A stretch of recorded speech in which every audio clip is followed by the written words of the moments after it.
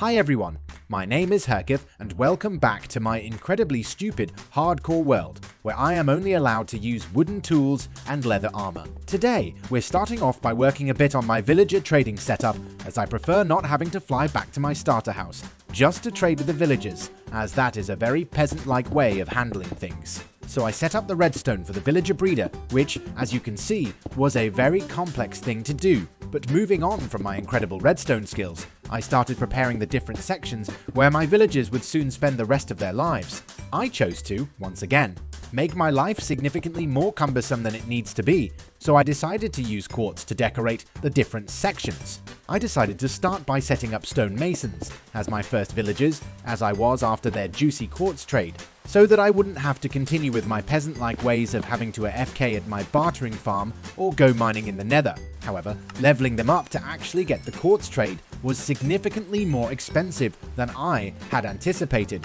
At the same time, I was also significantly more broke than I had thought, so I had to go to our raid farm and pick up as many emeralds as I could to continue my lavish lifestyle. I then got back to the incredibly engaging and rewarding gaming experience of trading with my stonemasons to level them up and accumulate a bunch of random useless stuff in the process. And after a rather long time, I finally managed to set up all of our stonemasons with quartz trades. Next up, I was going to need to actually cure the villagers I used, so I contacted some of my mental peers to partake in the zombification of my kidnapping victims. However, since they were my mental peers, they managed to get stuck in the opening I had prepared for them, though I didn't mind too much, as I managed to get one of them to pick up a stick that I threw to them, meaning they could no longer despawn. Then it was only a matter of waiting for the night, so I started luring my mental peer into his new forever home, where he will murder my kidnapping victims, so that I may profit financially. I then did some general cleanup in the zombification area to make it look a tiny bit more presentable. And since we started setting up our stonemasons, I had completely run out of villagers to send off, so I had to find something to do whilst the baby makers in my basement got busy producing our new kidnapping victims. That way, I could further fuel my crippling Minecraft addiction and not have to AFK. So I decided to decorate my storage area. I once again decided to go with quartz, since we can now buy it from our villagers. And once I was finished decorating the area, I came to the rude realization that it looked rather bad. But at the same time, I was significantly too lazy to think of a different design. So I, once again, made it a problem for future Herkeph. I then ran out of disk space, which caused my Minecraft to have a seizure. And when I logged back in, all my advancements and statistics had reset, which was rather soul-crushing. After said horrific news, I decided to start preparing for the rest of our villagers. So I brewed up a bunch of potions of weakness and gathered some emeralds using our raid farm. Then, it was all a matter of deciding what enchantments we wanted for our librarians. And now I started feeling like it was time to finally deal with the staircases going up to our main platform, which was a task which I had procrastinated for several weeks. So I got to work building the staircases on all sides.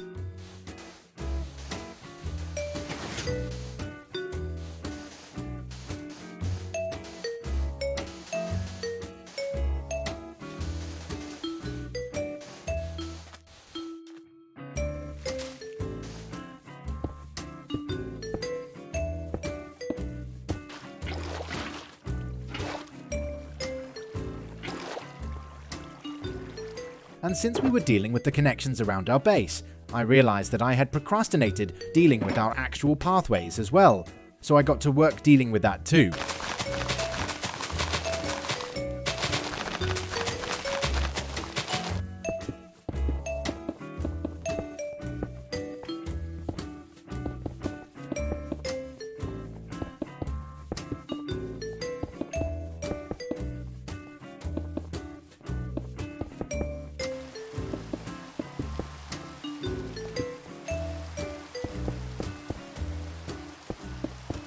Though that was rather short-lived, as I had also procrastinated gathering enough materials to deal with this project, so I once again left it for future Herkeph to deal with.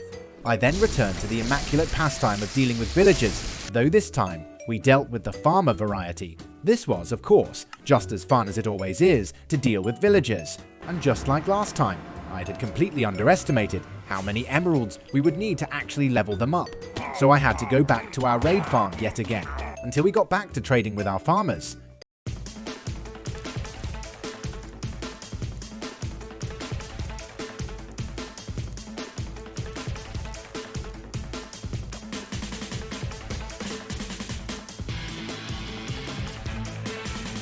and once that was dealt with, I moved on to the most annoying villagers to deal with, the librarians.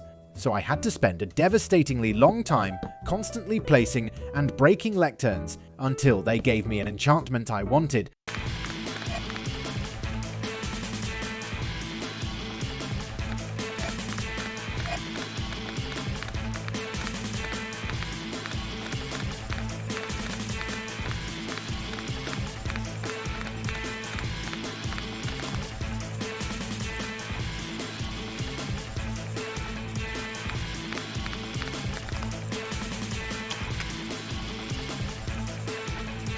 But eventually, we did finally get all of the enchantments we wanted, and since we had some villagers who gave us several enchantments we wanted, we even ended up with 3 spare librarians that we could come back to in the future, should we want another enchantment.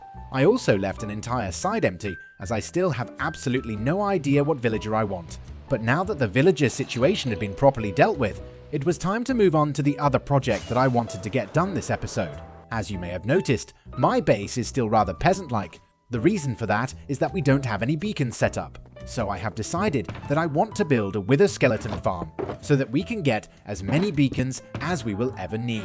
However, before we could actually get to work building the farm, I had to quickly break a piece of bedrock to actually have a reasonable way to enter the real nether from the roof. So I went back to our starter base to enter the real nether and located a piece of bedrock that I wanted to break. I then got to marking it on top of the nether roof and got to breaking it.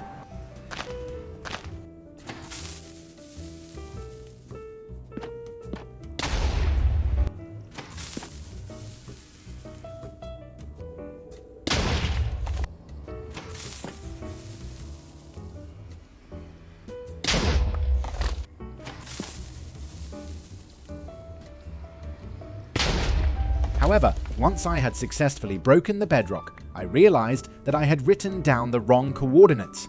So I had very stupidly broken the wrong piece of bedrock. So I had to repeat the exact same process once more, and after a few attempts, I managed to break the correct piece of bedrock. So I then got to the task of finding a nether fortress located in a soul sand valley, and after a bit of flying around, I managed to find a fortress that fit our requirements. So I flew back home and started gathering up all the materials that we would need to construct our farm. However, I quickly ran into an issue when I was collecting all the things we needed. In the tutorial I wanted to follow, they used cobwebs, and since we're only allowed to use wooden tools, we can't actually get our hands on cobwebs since you need shears to actually collect them. So I decided to construct the farm without them and simply hope that it still works.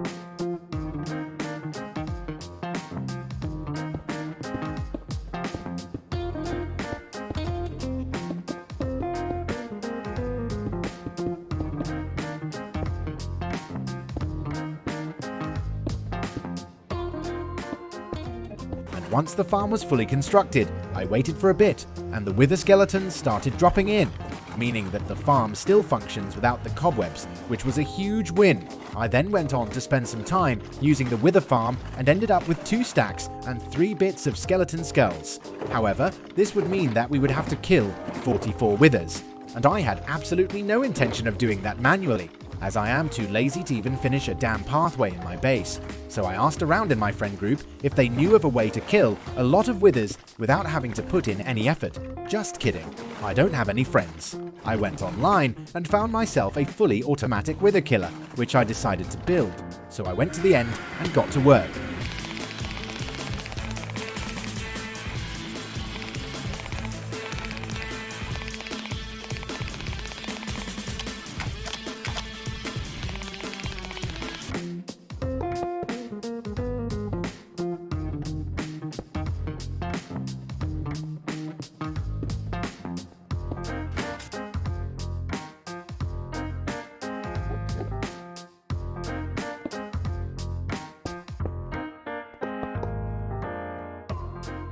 I then used it and returned to 44 nether stars that were waiting for me.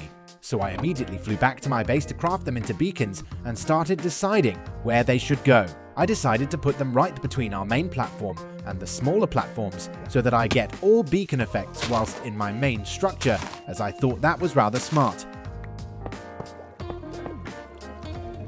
But that is all we have time for in this week's episode. So there we have it, the 9th episode of our incredibly stupid hardcore world. I hope you've enjoyed it. Please leave a like and subscribe if you did, and I'll see you in the next one.